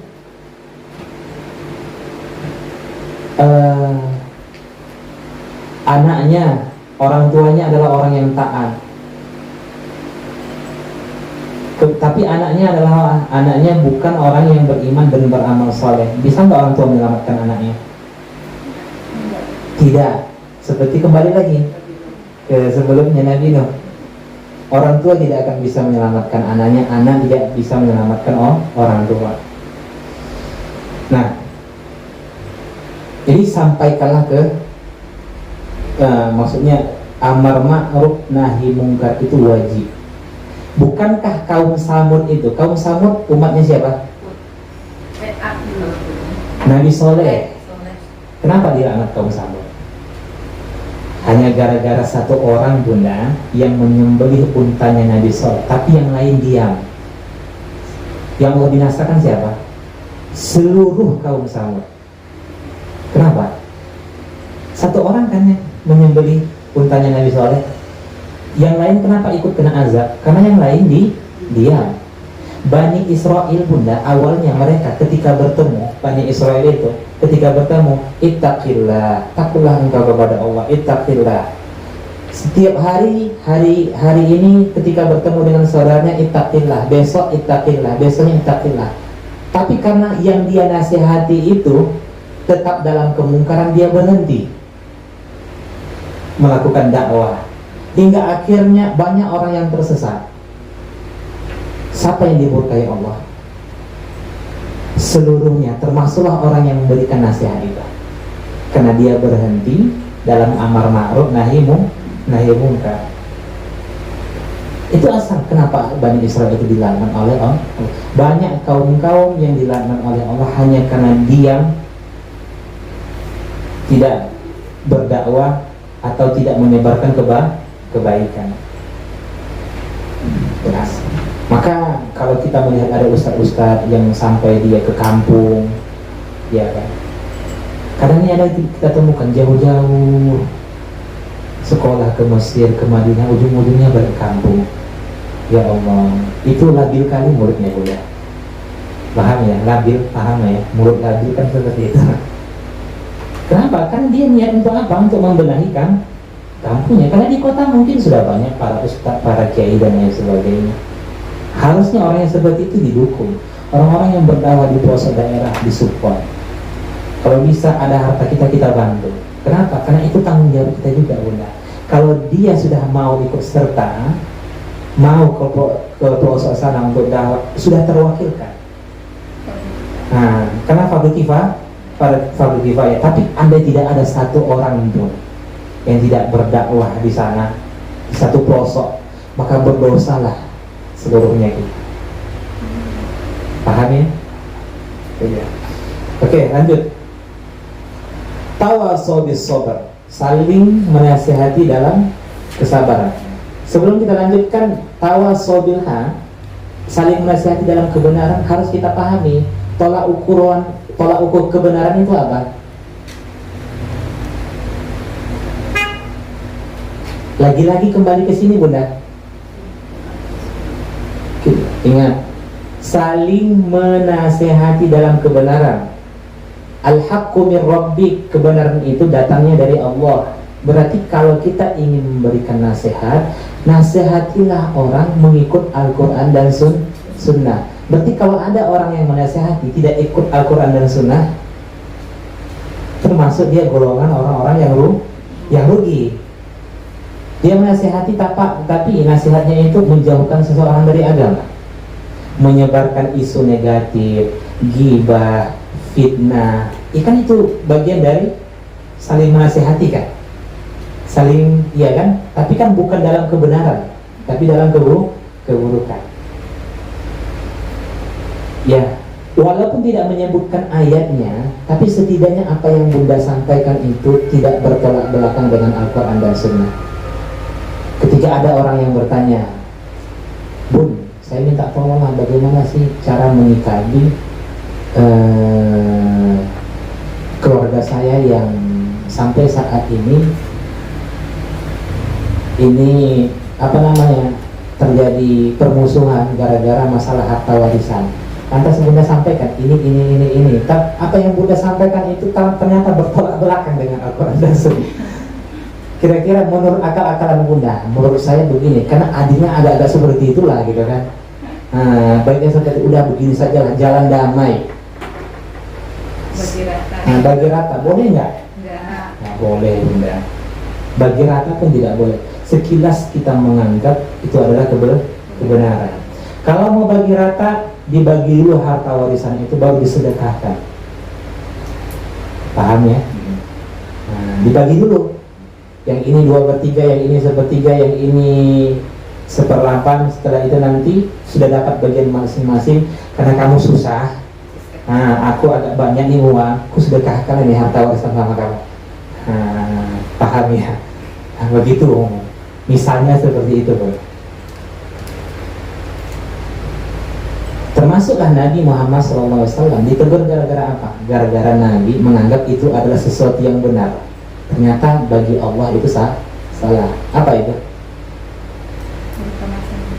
Nah, bermuka masam. Nabi Nabi lagi berdialog dengan tokoh kafir Quraisy, ya kan? Yang harapan Nabi ketika tokoh kafir Quraisy ini memeluk agama Islam, harapannya seluruh anggotanya, seluruh bawahannya memeluk agama Islam.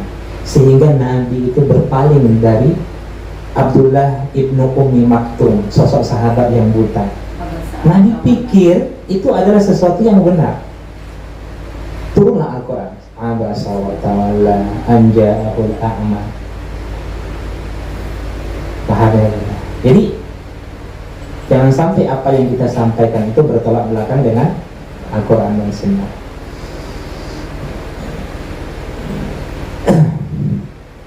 Ada kadang suami istri lagi terjadi cekcok, bagaimana sikap saya? Udahlah, ceraikan saja. Perempuan seperti itu nggak boleh dipertahankan lagi. Atau pasangannya seperti itu, kira-kira ikut Al-Quran dan Sunnah nggak? Hati-hati bunda. Tawassaw bis sabr, saling menasihati dalam kesabaran. Sabar itu ada 3, singkat ya. Sabar dalam ketaatan, sabar dalam meninggalkan kemaksiatan, sabar dalam menghadapi musibah. Jadi kalau sabar dalam ketaatan, ini saling menasihati kita benar. Biasa nih, ketika murid lagi futur-futurnya ya, tugas gurunya lah. Ketaatan, kemaksiatan, sabar dalam ketaatan, sabar meninggalkan kemaksiatan, sabar dalam menghadapi musibah. Kalau ada di antara teman-teman yang lagi futur, maka kewajiban bunda untuk mengingatkan. Saya malas ngaji tadabbur. Kalau bunda lah mengingatkan itu. Yang paling wajib itu koordinatornya. Siapa koordinatornya? Nah, tugasnya kan hanya saling menasihati, bukan mengharuskan dia harus ikut ngaji. Nah, tidak bunda. Yang penting sampaikan. Itulah memang ujian, karena memang yang taat itu lah.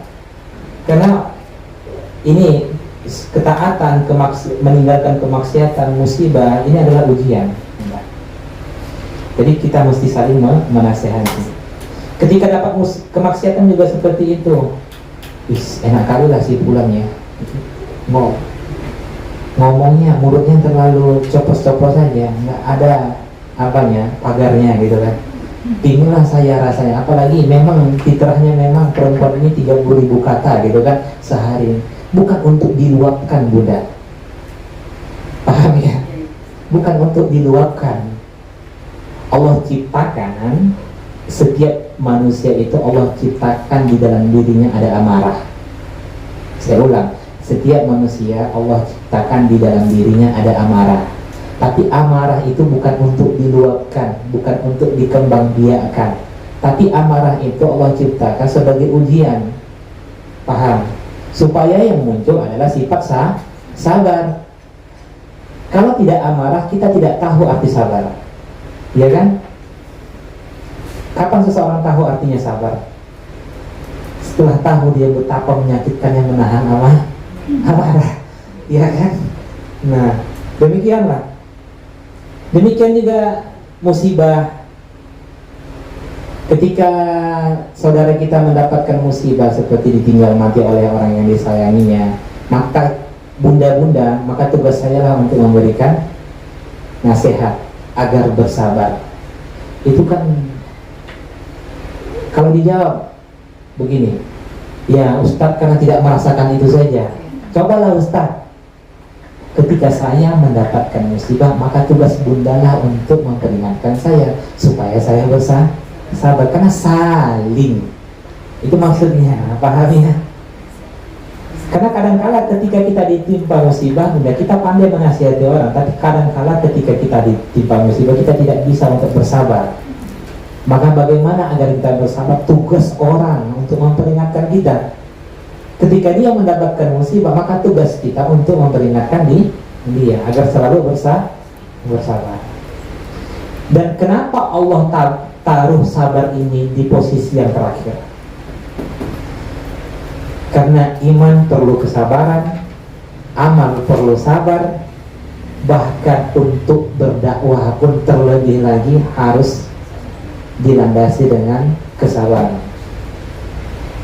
Karena dakwah itu berat, bunda. Kalau ada satu ustadz ngomong begini, dakwah itu berat, cukuplah saya aja, bunda-bunda enggak. Itu pendapat yang batil. Karena dakwah itu wajib. Nah, ada ustadz yang ngomong seperti itu.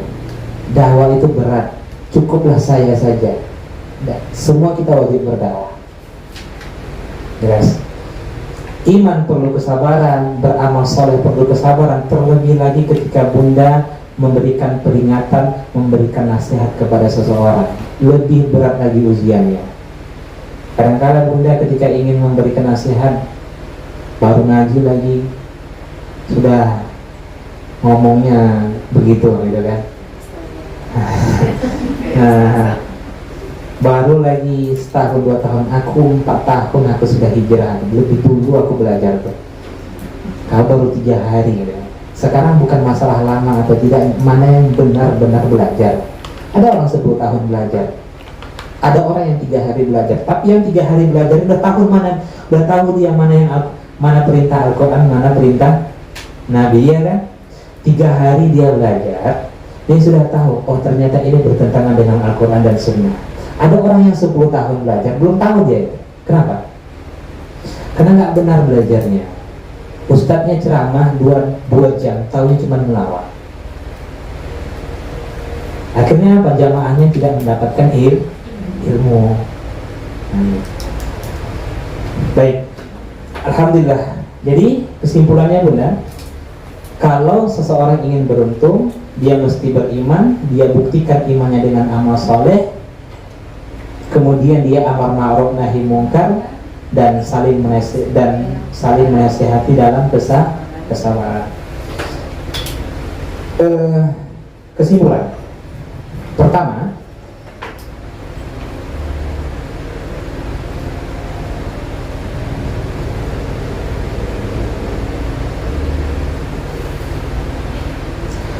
waktu memiliki kemuliaan yang besar,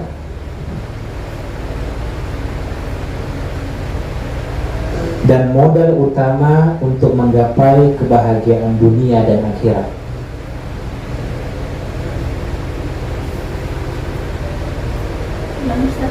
Waktu memiliki kemuliaan yang besar dan modal utama untuk menggapai kebahagiaan dunia dan akhirat.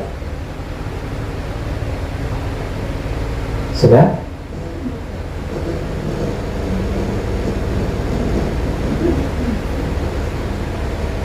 Waktu memiliki kemuliaan yang besar dan modal utama untuk menggapai kebahagiaan dunia dan akhirat. Yang kedua, waktu bersifat netral. Tidak ada waktu sial atau mujur. Yang berpengaruh adalah waktu bersifat netral, tidak ada waktu sial atau mujur. Yang berpengaruh adalah kebaikan dan keburukan usaha seseorang. Jadi jangan pernah menyalahkan waktu, bunda. yang berpengaruh adalah kebaikan dan keburukan usaha seseorang. Sudah? Yang ketiga, meskipun manusia banyak harta,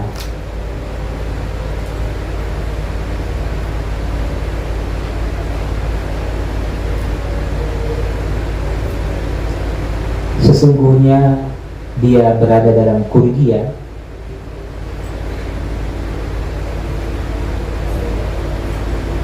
jika tidak beramal baik.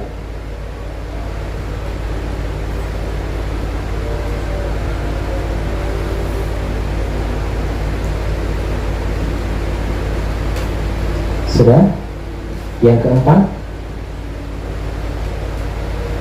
manusia akan tetap dalam kerugian. Manusia akan tetap dalam kerugian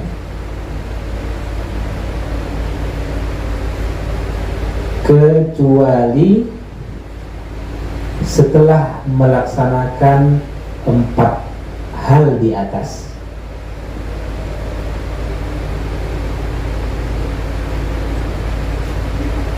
Sudah? Terakhir, konsekuensi dari menegakkan kebenaran adalah cobaan dan rintangan. Konsekuensi dari menegakkan kebenaran adalah cobaan dan rintangan yang berat.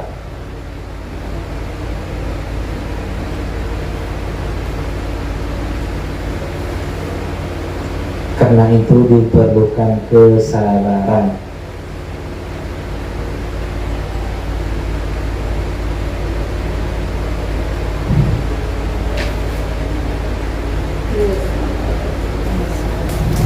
Alhamdulillah.